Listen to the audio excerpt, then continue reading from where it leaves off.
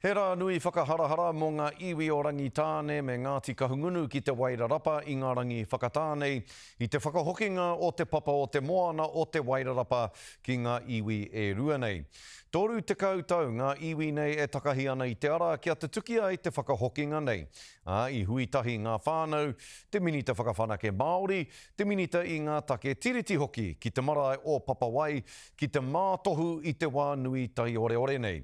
I reira hoki a moana makapelu li, kia tahuri ake tātou. Whai muri i ngā hiarau tau e pakanga ana ki te krauna. I te rā horoi whakahokia te krauna i te moana o Wairarapa ki ngā iwi. Oh, look, he tori tēnei. He mea nui te rā ki te iwi kāinga nei. I kohangia te awa me e tahi whenua e te Māori i te tau ko tahi mano warurau iwa te kaumā-ono.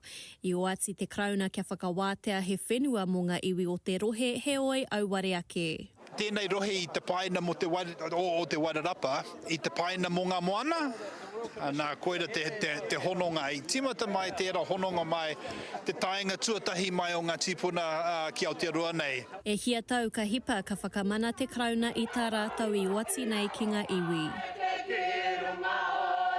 Rā i tau awā,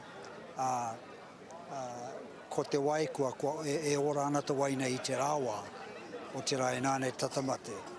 Nō reira ko tērā te raru nui e ai kia hau, kia māta o Rangitāne. He mea whiriwhiri te whakahokitanga mai o ngā moana o Wairarapa me te awa o rua mahanga i roto i ngā whakataunga kreme tiritia Ngāti Kahungunu ki Wairarapa tāmaki nui ārua me te tarahiti o Rangitāne tū mai rā i te tau 2022. Takahi tonu, tō waiwai kei nui te kaki o te tangata, o tēnei takiwā.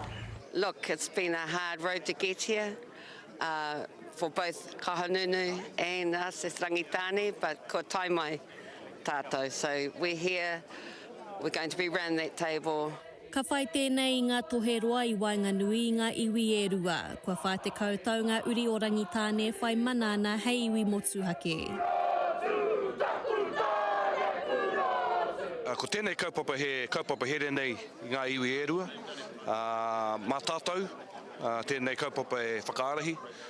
Mā tātou e tēnei taonga o Wairarapa moana, e tiaki kia hoki anō ki tōna mana, ki tōna ihi, ki tōna tapu. He oi, he wero anō kai mua i te aroaro ki te whakarauora i te Māori o te moana, e tatamate ana. Tangi hoki ana mātou ki te āhuatanga o te moana, engari i te mutunga iho, e mea nā tū mātou ki te krauna anei, kia haere tāua, kia mahi tāua ki te whakaora i te moana, te karu o te ika Māui. Ai, koera te kaupapa. Me ngā mana ko a te iwi kia hora i te marino, kia whakapapa paunamu te moana o Wairarapa, moana uri anō.